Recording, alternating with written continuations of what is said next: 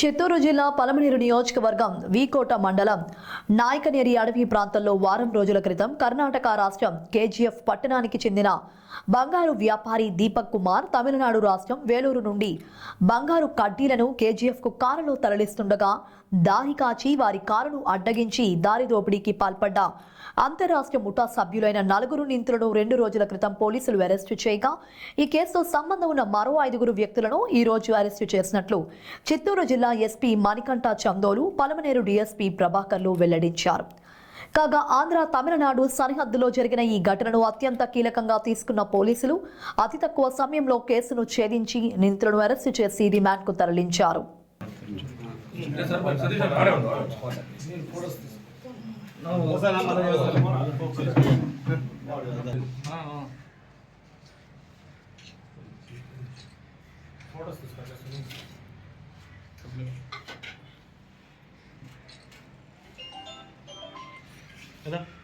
కొంచెం ఎట్లా చెప్తున్నా రైట్.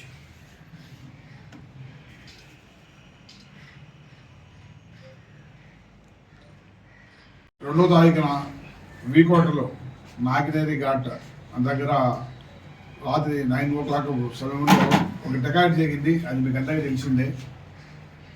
5వ తారీఖున ఉదయం 4 అరెస్ట్ చేయడం జరిగింది. వాళ్ళ దగ్గర నుంచి ఆ డకాయిట్లో పోయిన గోల్డ్ మొత్తం రికవర్ చేయడం జరిగింది. నాగేంద్ర ఎస్పీ గారి సమక్షంలో చూపించడం జరిగింది. అందులో భాగంగా మిగిలిన 5 మంది ముద్దాయిలను నిన్నటి దినము వీకోట ఇన్స్పెక్టర్ గారు అరెస్ట్ చేశారు. వేదాలం, పటాసు, అలాగే రంజిత్, దీపక్ చక్రవర్తి, సూరవేల్, ఈ 5 మంది కూడా ఈ కేసులో పాల్గొన్నవారు. వాళ్ళందరినీ అరెస్ట్ చేసి ఈరోజు రిమాండ్ పంపించండి. ఇంకా కూడా 4 ఉన్నారు. ఆ 4 కూడా ఒకసారి వెరిఫై చేసి ఒక తొందరలో అరెస్ట్ చూపిస్తాం. సార్ వీళ్ళకి ఎంత గోల్డ్ రికవర్ చేస్తారు సార్? గోల్డ్ మొత్తం రికవరీ, ఇంటాక్ట్ గోల్డ్ అప్పుడే A1 దగ్గరనే రికవర్ అయిపోయింది.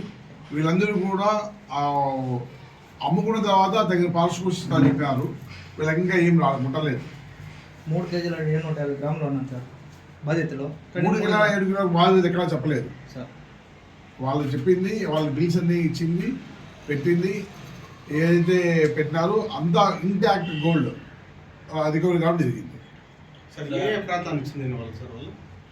ఈ బుద్ధాయిలు పేరు నంబర్ 2 కేజీఎఫ్ ప్రాంతానికి సంబంధించిన ఇప్పుడు ఉన్న వేదాలం వచ్చేసి పెన్నంపట్టే అక్కడే కల్లుపల్లి సంథింగ్ ఆ విలేజ్ సంబంధించి పక్కన వాళ్ళే. ఆ వేదాలంకు కాంటాక్ట్ అయితే యాక్చువల్గా ఇందులో A1 అండ్ బాబు దాదా ఒక్కో టీమ్ ఆఫ్ జైపాల్, ఆ ముక్రామ్ వచ్చేసి డ్రైవరు. ఈ అఫెండ్ చేయడానికి జైపాల్ ప్లాన్ చేసి వేదాలని చెప్పాడు నాకు మనుషులు కావాలని. ఈ వేదాలం ఈ మిగిలినందరినీ కాంటాక్ట్ చేసి దీనిలో తీసుకున్నాను.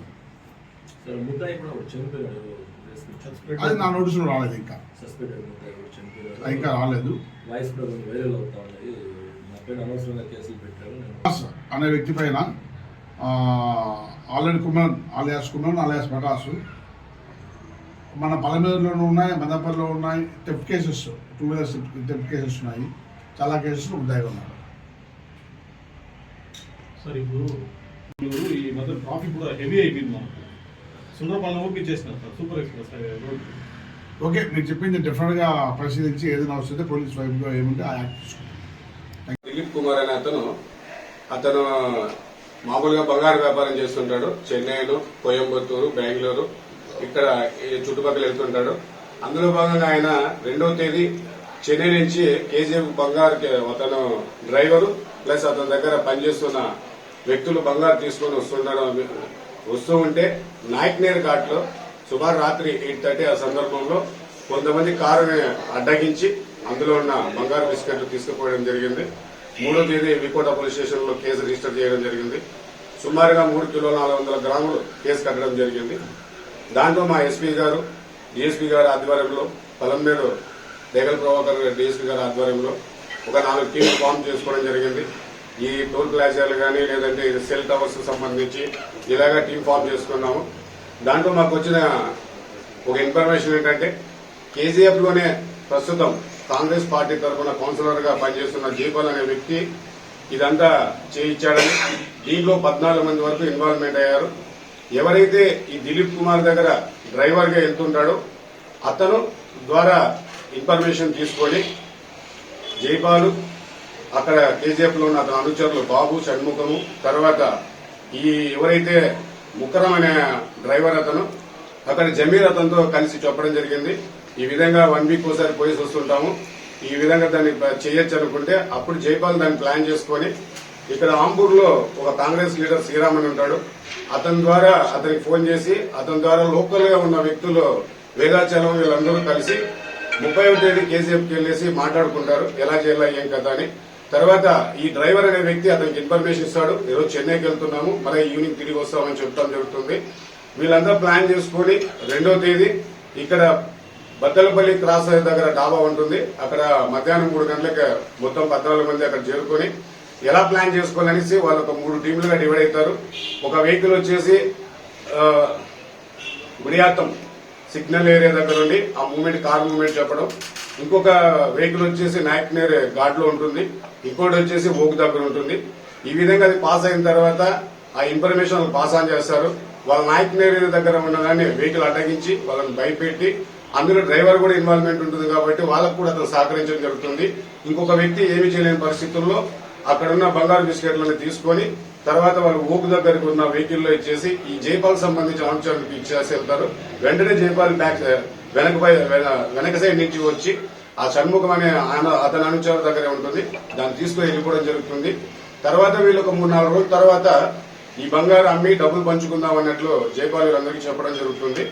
ఆ తర్వాత ఆయన 5వ తేదీ ఆ బంగారు చెన్నైలో అమ్మి డబ్బులు పంచుకుందాం ఉద్దేశంతో అతని అనుచరులతో వెళ్తూ ఉంటే ఈ వీకోట సమీపంలోనే ఆల్రెడీ డ్రైవర్ మీద నిఘా పెట్టడం జరిగింది. కాబట్టి మాకు ఇన్ఫర్మేషన్ రావడంతో ఆ వెహికల్ చెకింగ్ చేసి దాన్ని పట్టుకొని అక్కడే మొత్తం బంగారం ఎంతైతే 3 కిలోల సుమారుగా 400 గ్రాములు రికవరీ చేసి ఆ రోజు వాళ్ళకు రిమాండ్ పంపించడం జరిగింది. రిమాండ్ ఈ రోజు 5 మందిని రిమాండ్ చేస్తున్నాము. ఇంకా దీంట్లో ఇంకొక 4గురిని రిమాండ్ చేయవలసి ఉంది. త్వరలోనే వాళ్ళని కూడా అరెస్ట్ చేయడం జరుగుతుంది. కాబట్టి దీంట్లో ముఖ్యంగా సీసీ కెమెరాల ద్వారా దీన్ని ట్రేస్అవుట్ చేయడం జరిగింది. ప్రతి చోట ఇప్పుడు ప్రస్తుతం సీసీ కెమెరాలు ఉన్నాయి కాబట్టి మాకు ఇలాంటి కేసులు ఈజీగా చేయడం జరుగుతుంది.